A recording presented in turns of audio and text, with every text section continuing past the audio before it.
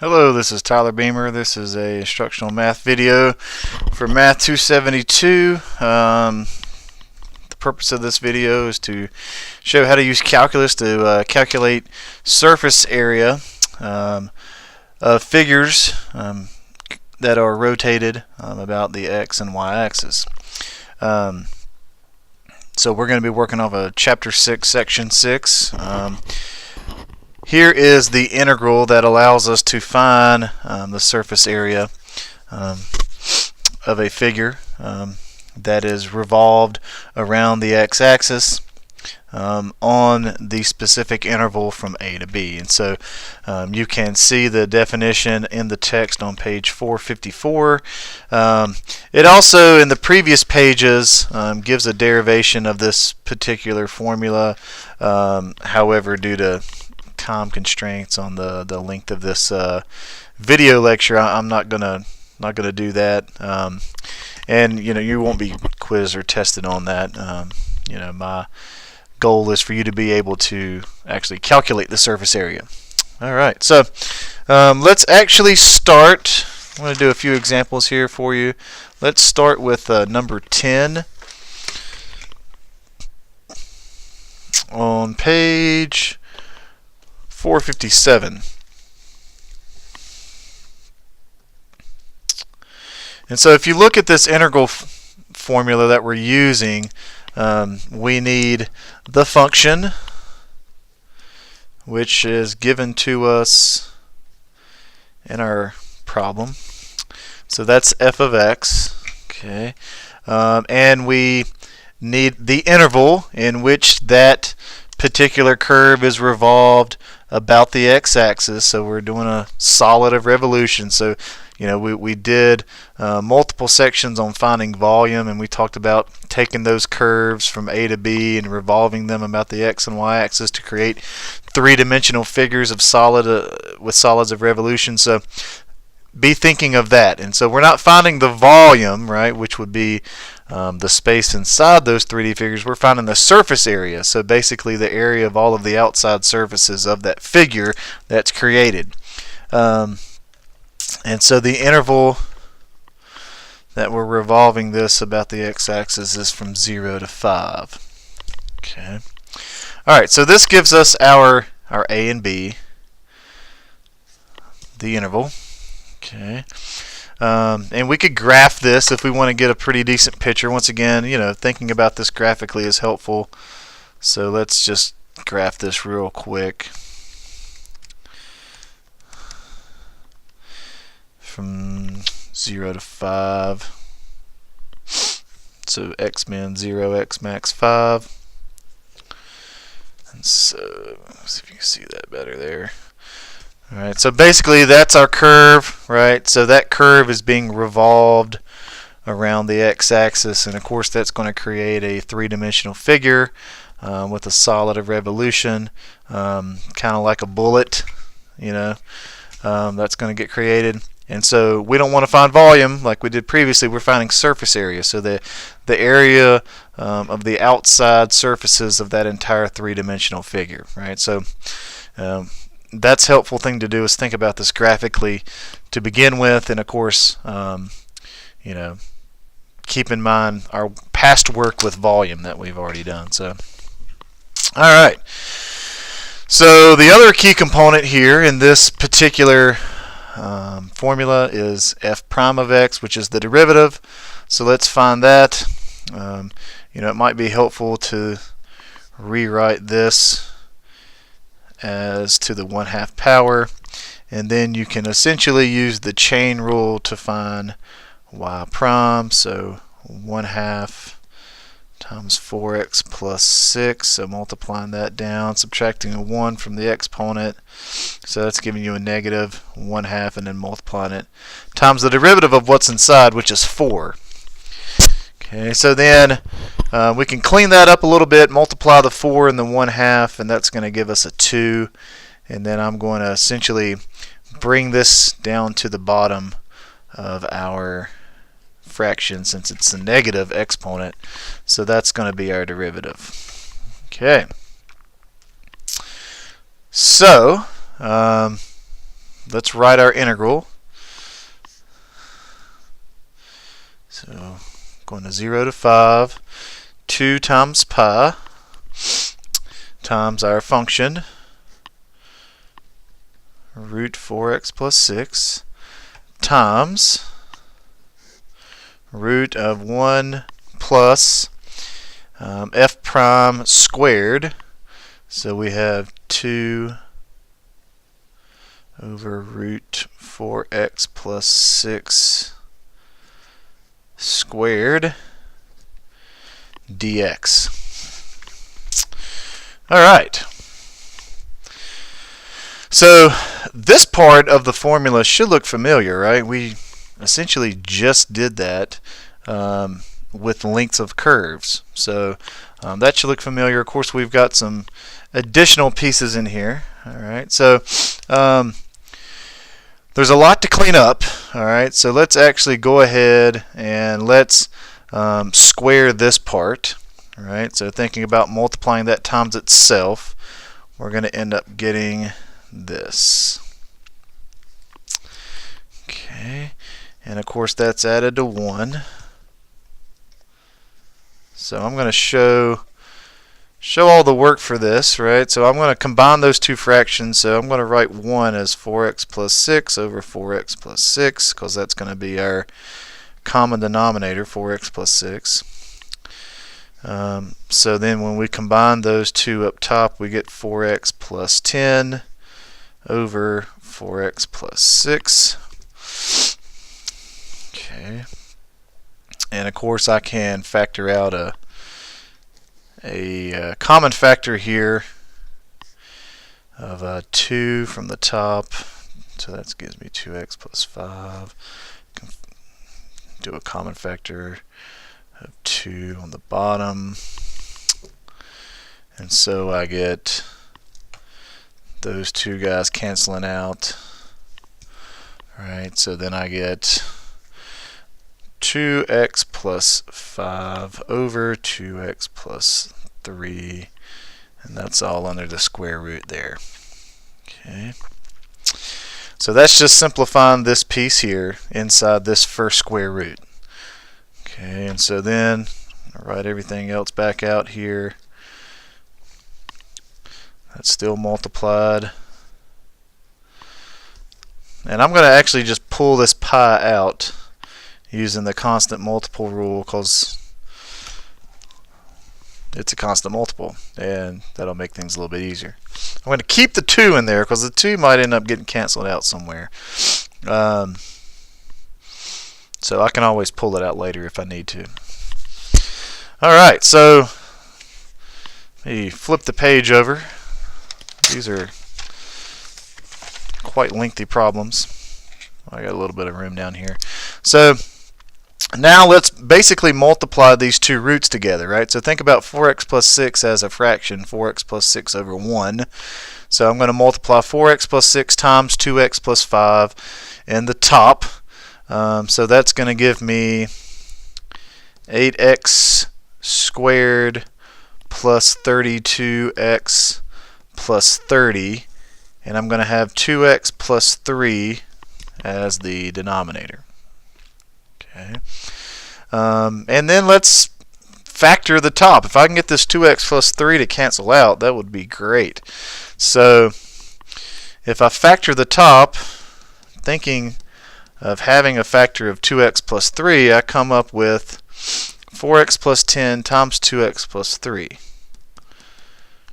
And so now these two guys are going to cancel, and that's going to be awesome, right? That's going to essentially make this, what's inside the integral, easier to work with. So that's essentially what I'm doing so far. I'm done no calculus yet. I've just been, well, I did take the derivative, but other than that, I'm just simplifying with algebra. So trying to eliminate the square root signs, trying to make what's inside here easier to work with, easier to integrate. So that's what I'm doing now. Okay. Alright, so let's flip this guy over here. Okay. So I changed my mind. I'm actually going to take the 2 outside as well. So I got the 2 pi out here. Okay. Okay, and essentially what I've got now is the square root of 4x plus 10. So we were to this point, so all of this was essentially inside the radical, right? Square root of 4x plus 10, and I just took the 2 out with the pi because it never ended up canceling. So that's where I got from here. Okay. All right. So now I want to integrate that. Now I didn't completely get rid of the square root. Okay. But I can still integrate that using u/du substitution. Okay. Anytime I've got a square root in there, that's kind of a clue that I'm going to have to use u/du substitution because I'm essentially got a function within another function, so I'm trying to integrate, the chain rule. So I'm going to let the u be what's inside my square root, which is 4x plus 10, and so I'm going to derive that, which is going to be 4. Okay, and notice I don't have a 4 over here. Okay, so I want to essentially solve the du part so that it equals 1, because I do have a 1. 1's basically in front of that square root and not written. So if I divide both sides by 4, I get 1/4 du equals 1, and then now I can rewrite this. So I've got the 2 pi on the outside. I've got a 1/4 times the square root of u du. Alright, and then of course 1/4, once again, is a constant multiple, so let's pull that guy out, and of course when it gets multiplied times 2, it's going to be a half, so I'm going to get pi over 2 out here.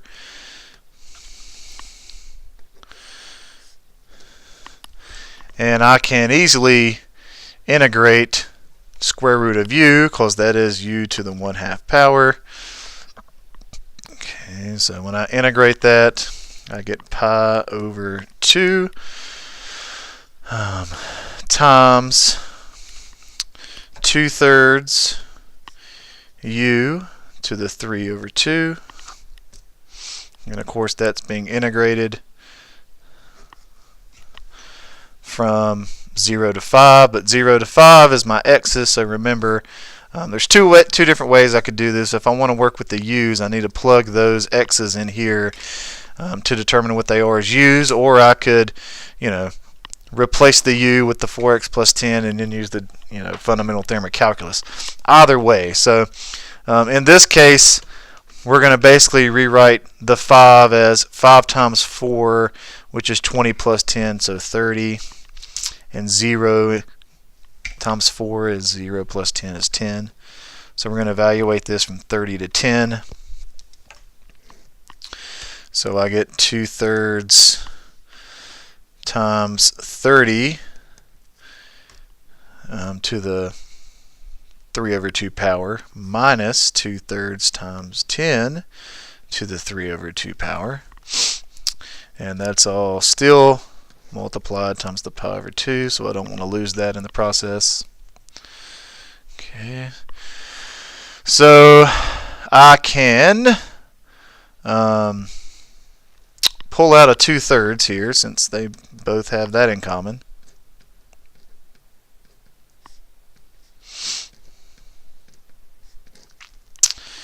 And multiply that times the pi over 2. And that's going to end up giving me pi over 3 times 30, 3/2, 10, 3/2. Okay. And so we want to get this in some kind of radical form.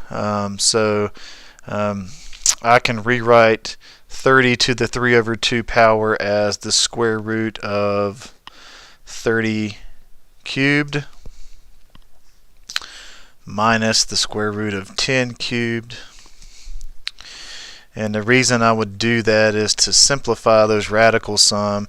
Essentially, that's 30 times 30 times 30, so 2 of those inside the square root can be square rooted, and of course that's going to bring 1 to the outside, so that's going to be 30 root 30, and there's be 1 left in there. Same thing here, right? 2 of those are going to get square rooted, so and that'll make it 1 on the outside and 1 on the inside, times pi over 3.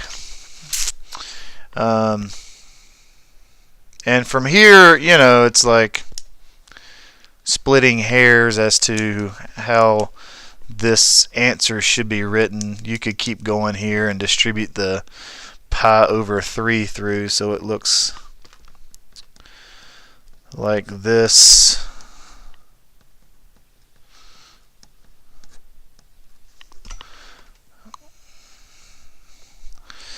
Okay.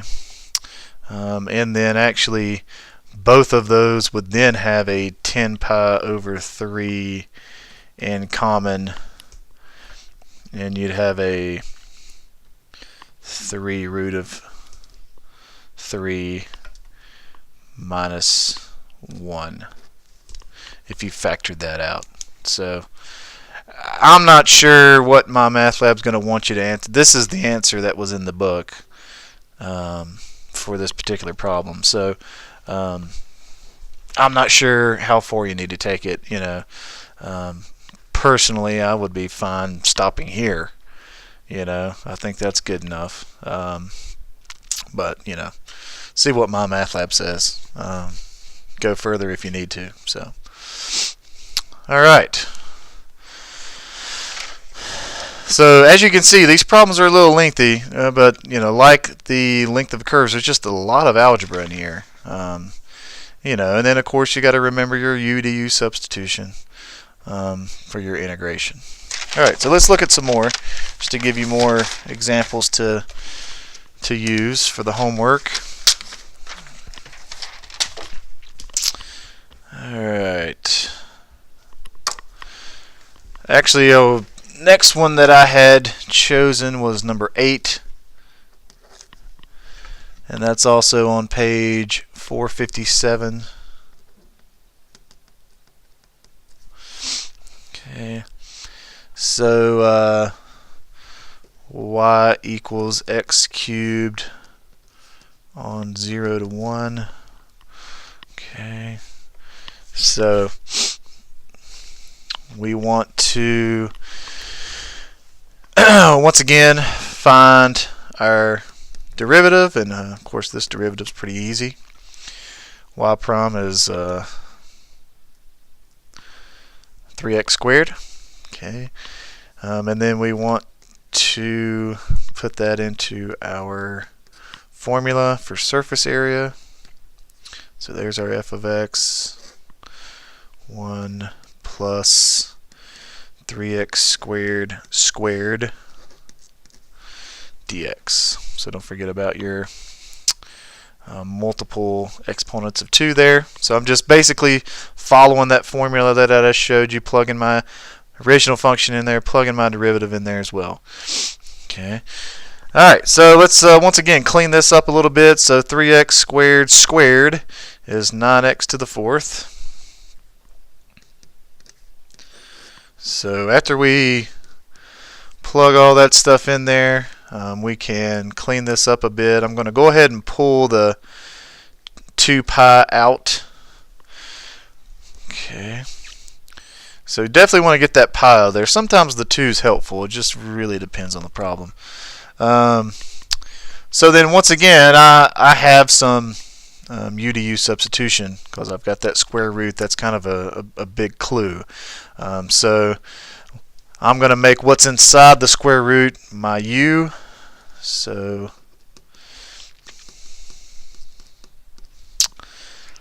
alright, so then take the derivative of that, which is the du. Okay, so 36x to the third, and we have that x to the third there, so that's really nice. I just need to somehow rewrite this so it equals x to the third, so I'm going to divide both sides by 36.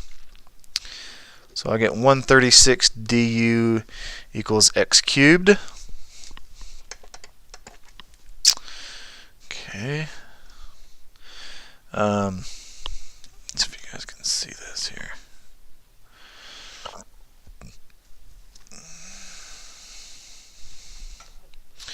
Alright, so now let's rewrite this in terms of u. So I get 136 square root of u du, and of course the 136th I can move outside since that's a constant, and of course when I multiply it times 2 pi, I'm going to get pi over 18,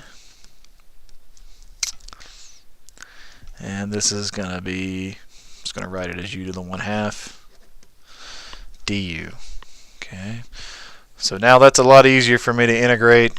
Okay, so if I integrate this, I get 2/3 u 3/2, and I'm going to integrate that from well, we have 0 to 1 here, but those are x coordinates, so I want to rewrite those as u. So if I plug 1 into here, right, that's going to give me 1 plus 9, which is 10. And then of course if I plug a 0 into right there, that's going to give me a 1. So either method you want to use there. We've talked about that multiple times in class. Okay, so now let's substitute these guys in here. Clean this up a bit. This is looking similar to the last problem.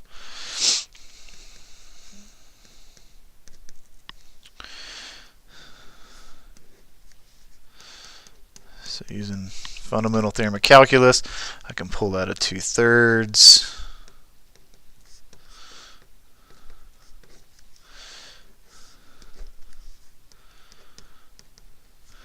Multiply the pi over 18 and the 2/3, which will give me pi over 27. Okay.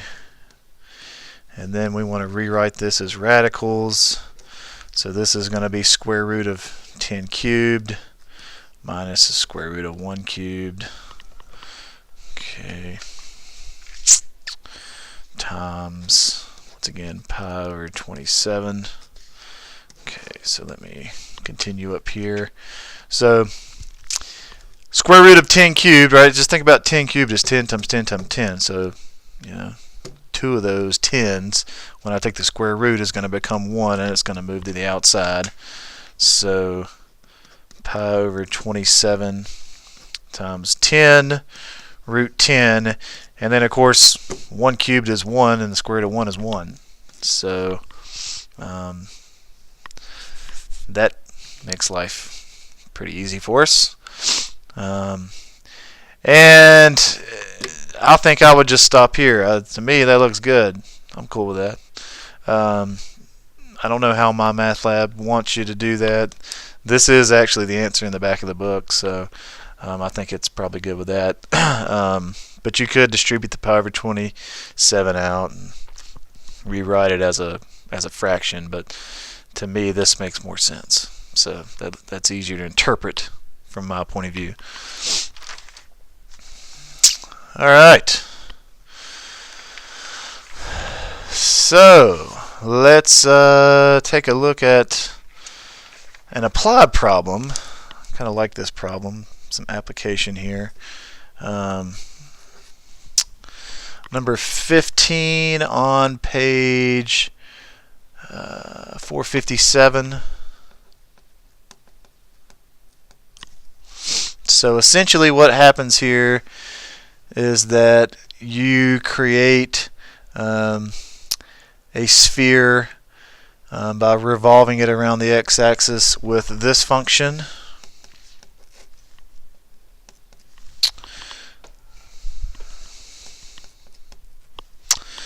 On the interval 1 to 7. Okay, so that creates the 3D figure. Okay, and what we want to do is paint it. So we've got a 1.5 millimeter layer of paint that's going to be applied to one side of the following surfaces. Find the approximate volume of paint needed. Assume that X and Y are measured in meters. Okay, that's what the directions say. So you can read that on page 457. So obviously, if you're going to paint something, right? If you've ever painted a room, painted a house, or painted anything, right? You need to know the surface area of what you're painting, so that you can then determine how much paint you need, right? So if you go to Lowe's and you buy a gallon of paint, and they mix it to a certain color, guess what? That's non-refundable. So if you only need a quart, you just paid a lot more money for paint that you didn't need, right? So obviously this is important type problem.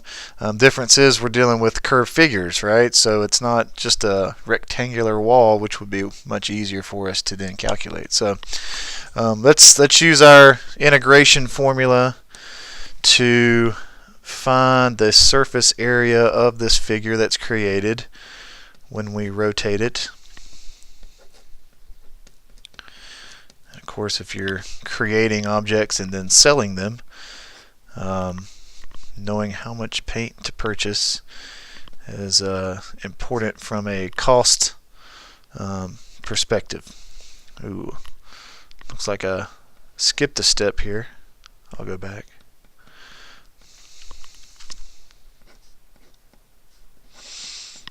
Okay, so here's our function. Here's our derivative. I skipped how to find that, so let's do that real quick. So y prime is going to be, I'm just going to rewrite this as 8x minus x squared to the 1/2 power.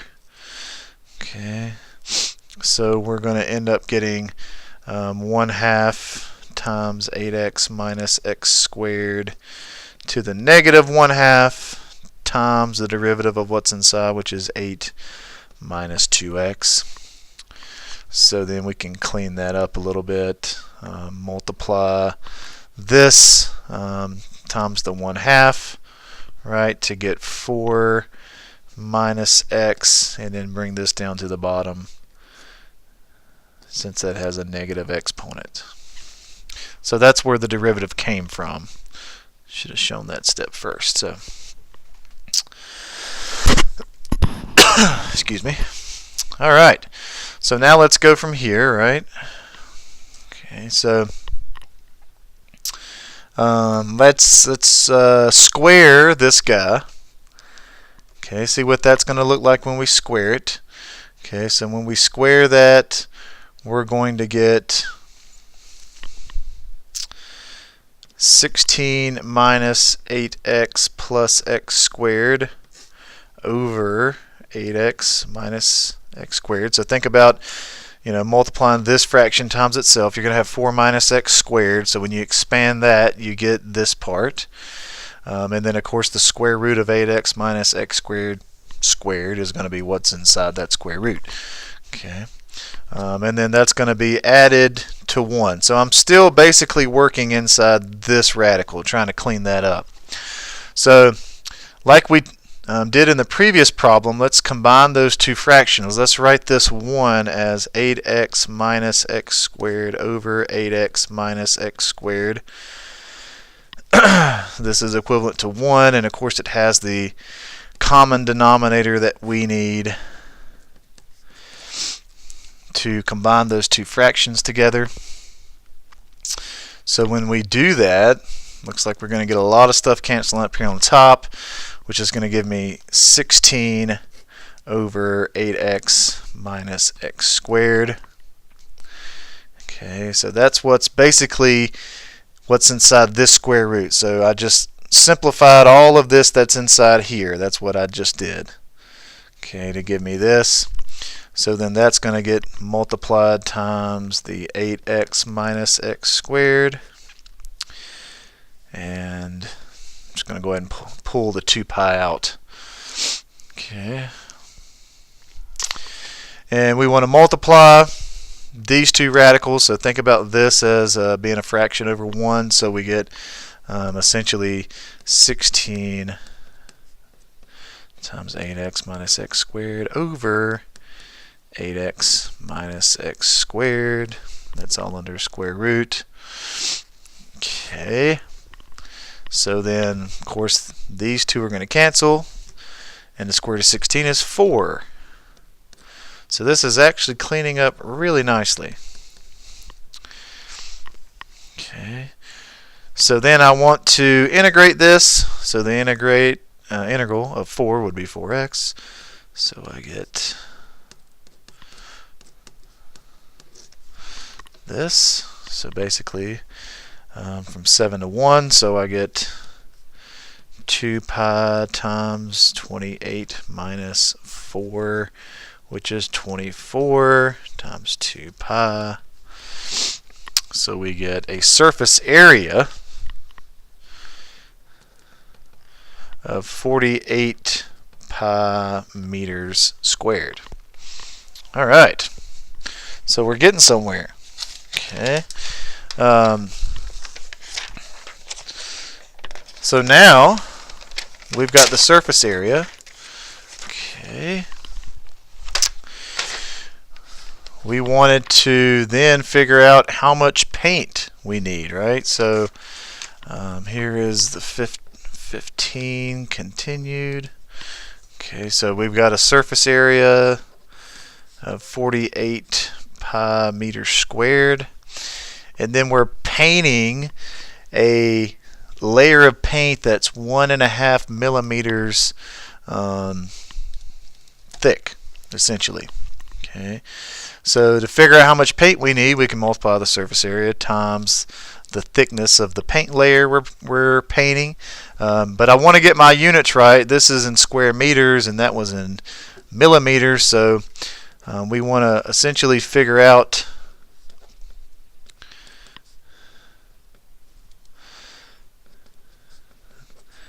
how many meters is in 1.5 millimeters. So since we're in metric system, we can just move the decimal 3 places to the left. Right, so we know that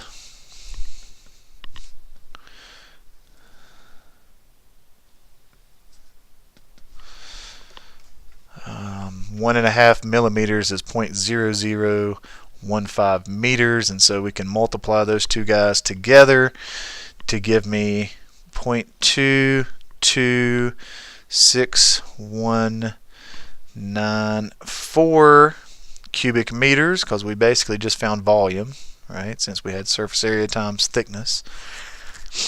Okay, so that's essentially how much paint I need, right, considering the thickness that paint needs to be. Okay, and we can then convert that to gallons, because most of the time people go to the store and buy gallons of paint. So if you walked into Lowe's and told them you needed this much paint, they'd probably punch you in the face or something. No, they just look at you really weird. But 1 gallon of paint, or 1 gallon of anything, I guess, it doesn't matter what it is equal to this many cubic meters. Okay, and I just googled that. So then I can essentially divide there to determine that we need 26194 divided by 0.00378541, 59.75 gallons. So I basically just divided these two numbers.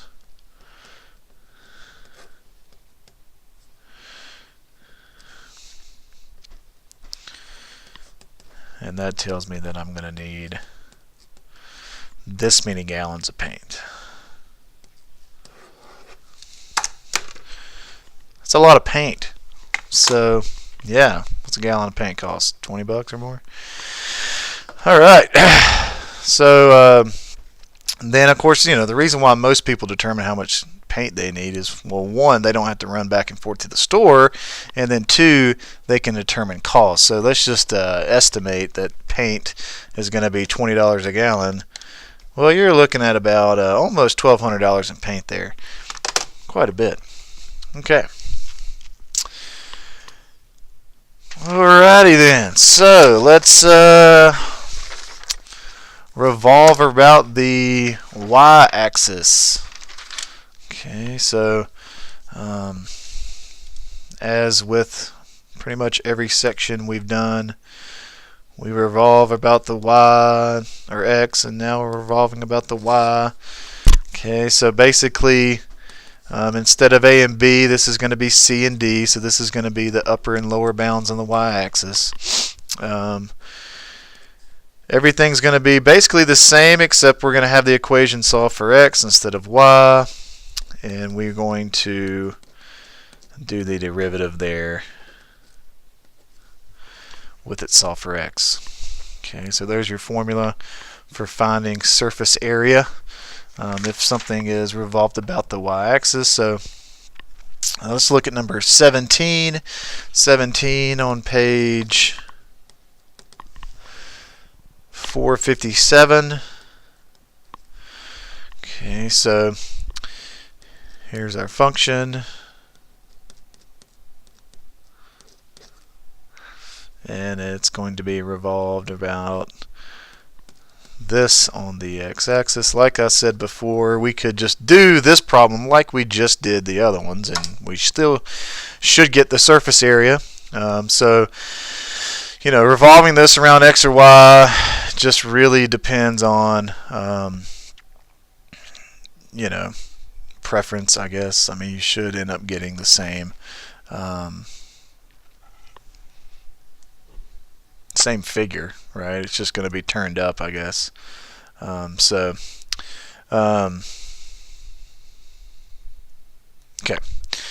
Alright, so let's first of all figure out what our C and D is. So if I plug these values in for y, then we can determine what our y coordinates are going to be. So here is plugging this in for 0,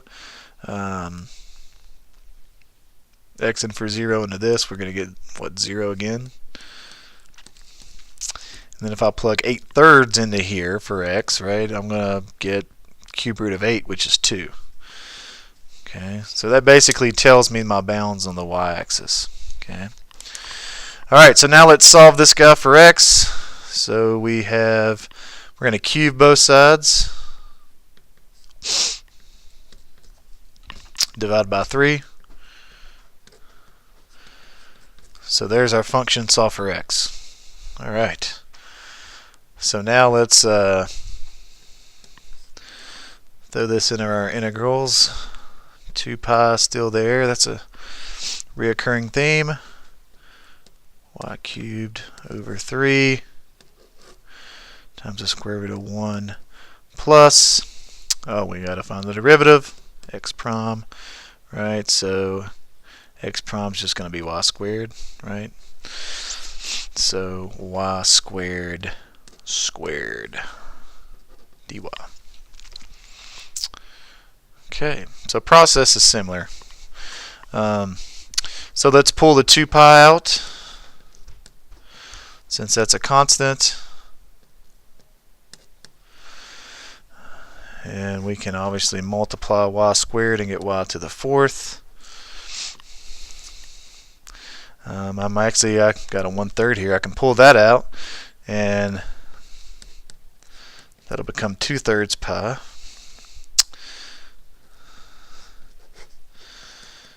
And then, once again, if I see that square root in my integral, think about u to u substitution, and so that's what we're going to do here. So the u is going to be 1 plus y to the 4th, so then take the derivative there. So I get 4y cubed, and of course I have the y cubed, so that's great. I just need to solve this so that it's equal to y cubed, so divide both sides by 4. Okay. So then I get 2/3 pi 0 to 2 And then I'm going to replace the y third with 1/4 du, and of course this is my u, so it looks like that. I can then pull the 1/4 out again, just to clean that up, so that's going to become a 1/6 pi, and I'll just rewrite this as u to the 1/2. And so when I do u to the 1/2 and I integrate that, that's going to give me 2/3 u to the 3/2. And if I plug a 2 into here and convert those x's into u's, that's going to give me 17, and the 0 in there is going to give me what? 1? Yes.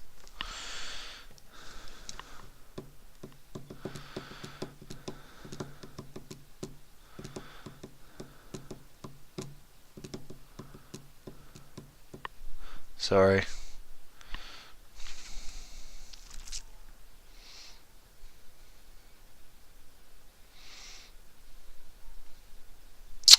Okay. So now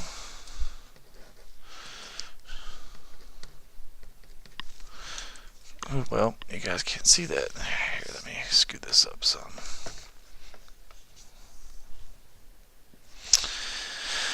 Alright, so now let's do our fundamental theorem of calculus here. So 2/3 17 to the 3/2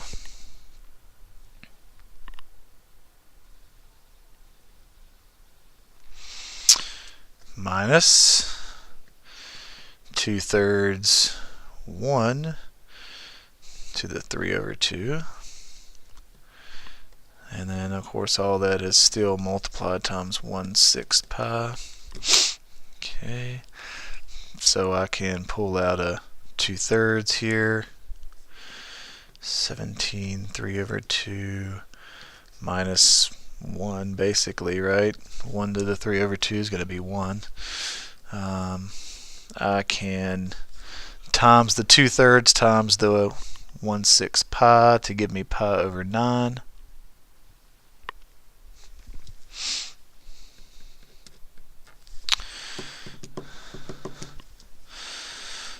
Times 17 root 17 minus 1.